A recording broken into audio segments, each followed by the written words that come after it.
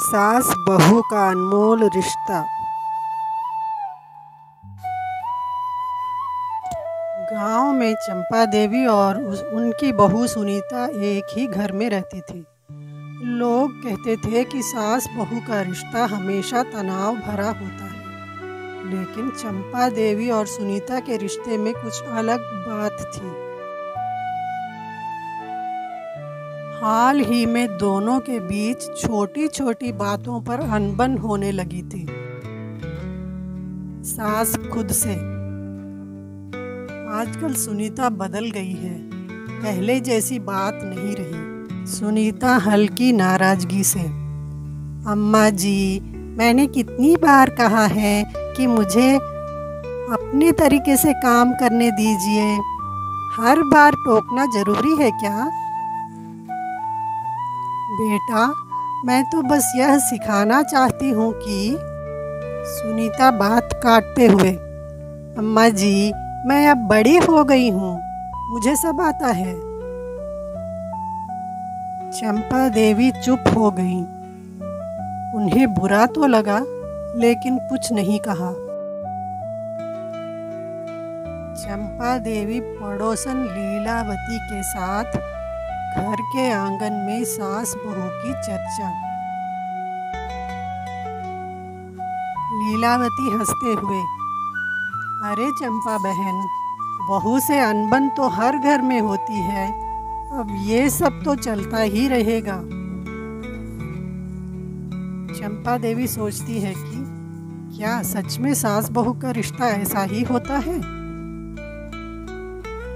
चंपा देवी को एहसास हुआ कि रिश्ते को संवारना उनके हाथ में है।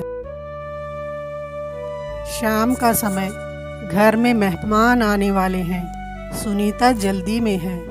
शाम को कुछ मेहमान आने वाले थे। सुनीता अकेले सारा काम करने की कोशिश कर रही थी, लेकिन अचानक उसका पैर फिसल गया और वह गिर गई। आह, मेरा पैर! चंपा देवी दौड़कर आई और बिना कुछ कहे सुनीता को सहारा देकर उठाया। चंपा देवी प्यार से, बेटा आराम कर, मैं सब संभाल लूंगी। सुनीता आश्चर्य से, अम्मा जी आप?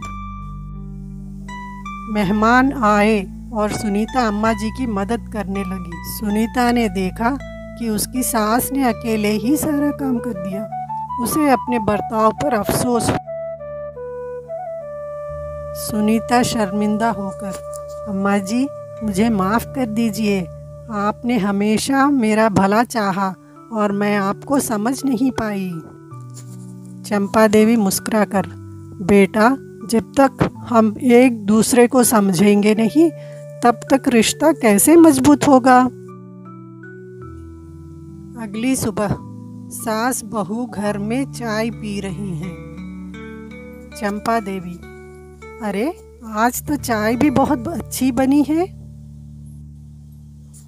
सुनीता मुस्कुराते हुए, अम्मा जी, आपकी सीख का असर है।